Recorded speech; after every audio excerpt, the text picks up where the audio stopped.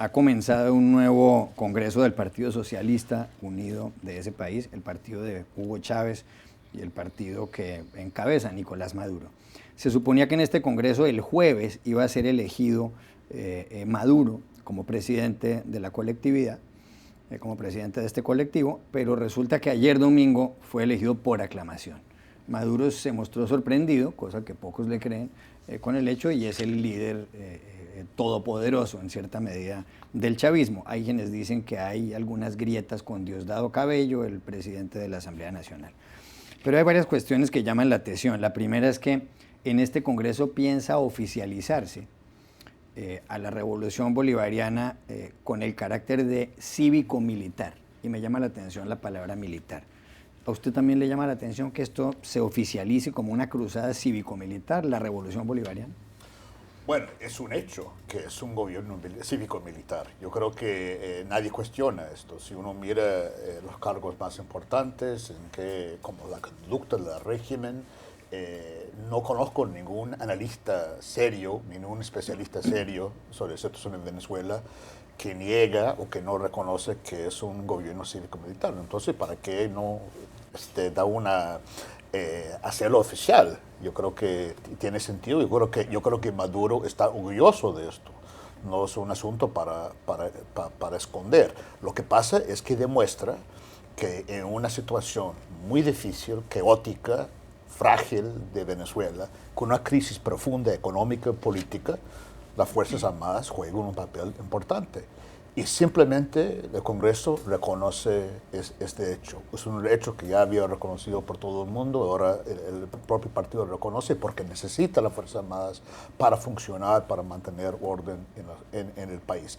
Es muy lamentable, obviamente, en un contexto supuestamente democrático en América Latina, pero es un hecho que creo que nadie niega en este momento. María, por otra parte, ha llegado a Caracas Hugo Carvajal, ex jefe de los servicios de inteligencia, un hombre muy cercano a Hugo Chávez, que había sido detenido en Aruba, pero las autoridades le han dado la libertad, ha regresado nuevamente a Venezuela. Él está vinculado a lo que se llama la lista Clinton, sí, aquí en Estados Unidos. Algunos consideran que tiene nexos con carteles del narcotráfico en Colombia. Pero quería preguntarle por la oposición venezolana, porque mientras el gobierno y el chavismo está llevando a cabo este congreso, la oposición se va a sentar a discutir este lunes sobre qué hacer. En la oposición hay dos vertientes, según los analistas. Una está compuesta por Leopoldo López, que está preso desde el mes de febrero, desde el 18 de febrero, si no me falla la memoria. Ahí está también María Corina Machado, quien fuera diputada, y también está Antonio Ledesma, el alcalde de Caracas. Ellos respaldaron sobre todo las manifestaciones de protesta contra Maduro.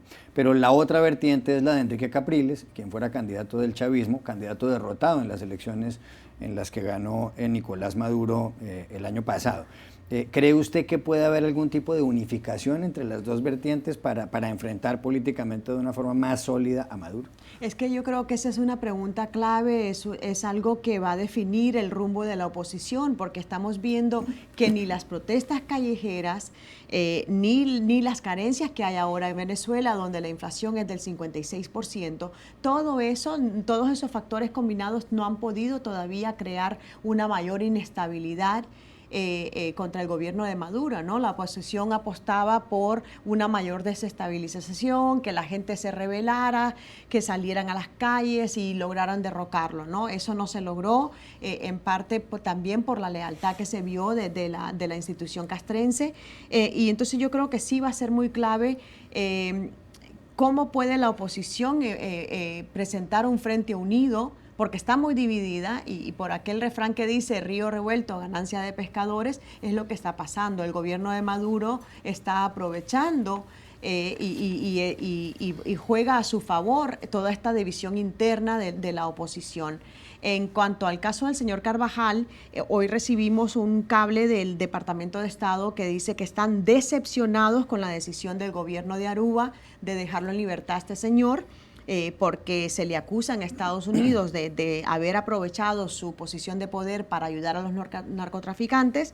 Y por último termina el comunicado diciendo que les preocupan informes de que el gobierno venezolano amenazó al gobierno de Aruba y al de Holanda para que lo pusieran en libertad y que Estados Unidos va a seguir realizando esfuerzos para que él sea llevado ante la justicia. Es una, digamos, una escaramuza ahí y es muy reveladora porque se ve que hay sigue el descontento entre Washington, de Washington con el gobierno de Maduro. Sí. Pablo, hay otra cuestión que me señalan varios artículos de prensa y es que Maduro como presidente ha tenido que soportar una gran presión internacional. Pero yo me pregunto si no están equivocados esos artículos, porque al final en este Congreso del Partido Socialista Unido de Venezuela habrá paralelamente una cumbre de Mercosur. El señor Pepe Mujica, un presidente muy popular, el presidente del partido del país más popular del mundo, según la revista The Economist, está en Caracas. Otros, los mandatarios de Mercosur, los otros llegarán allá. En este Congreso hay representantes de Rusia, de la Rusia de Putin, de la China de Xi Jinping, de Al-Fatah, de un sector de los palestinos que han sido además recibidos con grandes aplausos. Colombia, que es el país vecino a Venezuela, pues tiene una relación buena con Maduro. El presidente Juan Manuel Santos no lo critica mayormente. Quizás solamente Estados Unidos. ¿No será que la cosa es al revés, que hay más bien poca presión contra Maduro en el exterior? Bueno, necesariamente la presión no tiene por qué ser mala para un régimen o para un gobierno, puede unificarlo. Y lo que estamos viendo ahora mismo en Venezuela es fundamentalmente que el gobierno venezolano mantiene los mismos aliados internacionales que mantenía antes. Entonces, en este sentido, para el gobierno venezolano no hay ningún problema, digamos, en tener un enfrentamiento abierto con Estados Unidos, en tener una relación de frialdad con la Unión Europea, siempre y cuando una serie de países de América Latina le sigan apoyando de diferentes maneras, siempre y cuando China y Rusia sigan dispuestos a prestarles respaldo, el gobierno venezolano no tiene ningún problema, e incluso tener una actitud de enfrentamiento con Estados Unidos puede ser muy beneficiosa. Todos sabemos que, bueno, en muchas ocasiones no hay nada mejor que Estados Unidos se oponga a un gobierno para que mejore su popularidad interna. Yo lo que veo ahora mismo, y me parece más interesante que la presión internacional, porque como digo, yo no estoy de acuerdo en eso, no creo que haya, no parece haber ni más ni menos, es un poco la dinámica interna del chavismo o del post-chavismo que estamos viendo. Es decir, este Congreso se trata de una, digamos, aparentemente como una estabilización del poder de Maduro, pero al mismo tiempo también le da poder a los militares, que siempre se ha dicho que eran, digamos, más o menos lejanos a Cuba. Yo no sé, aquí me gustaría saber lo que opinan mis contertulios, y en este sentido puede ser a lo mejor un giro, digamos, hacia el centro, dejar más de lado, no sé cómo los llaman, creo que los extravagantes o algo, digamos, al sector del post-chavismo que quiere ir más hacia una vía revolucionaria, seamos más hacia una revolución burocrática, digamos, con una alianza con la gran industria petrolera, con PDVSA, con los militares y de Maduro, en cuyo caso, pues bueno, sería como una cierta estabilización del régimen después de los 2 años de inestabilidad pasados. Michael Chico. Bueno, yo tengo la impresión que a pesar de la apariencia de este Congreso, que debajo hay profundos fisuras y divisiones que no se puede ocultar. Y vamos a ser muy francos, el tema principal en Venezuela es el tema económico. Sí. Ya mencionó la tasa de inflación, escasez de todo, y va a tener que tomar medidas. Creo que va a tener medidas graduales, incrementales, modestos, pero a medida que empieza a tomar medidas, ahí van a revelar las distintas tendencias políticas dentro del chavismo. No, y aparte algunos más duros y otros más moderados, más pragmáticos. Y yo creo que esto es una situación muy difícil de manejar. Y si bien es cierto, volviendo al tema internacional, que no hay mucha presión sobre el gobierno de Maduro, hay mucha preocupación. Tú hablas con cualquier brasileño oficial o cualquier colombiano.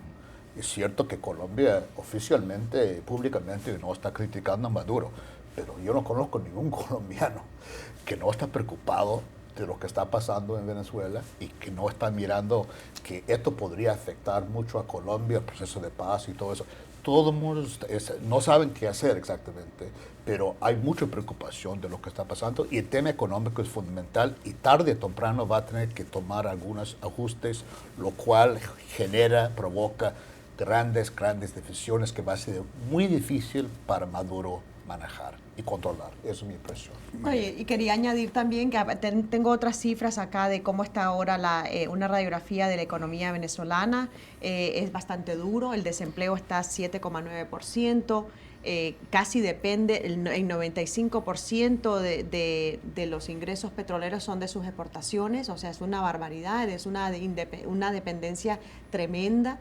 Y están esos retos, y añadiendo a eso el hecho de que Maduro no es Chávez. Maduro no tiene el carisma que tenía Chávez, no ha logrado esa cohesión dentro de su partido. Todo esto que estamos viendo del Congreso, pues de cara a las galerías a lo mejor puede ser un buen barniz, ¿no? Una buena mano de pintura que le ha caído ahí a Maduro, pero la realidad es lo que usted dice, ¿no? De que hay tremendos problemas económicos que van a tener que ir más allá de cualquier cambio cosmético que tenga el partido.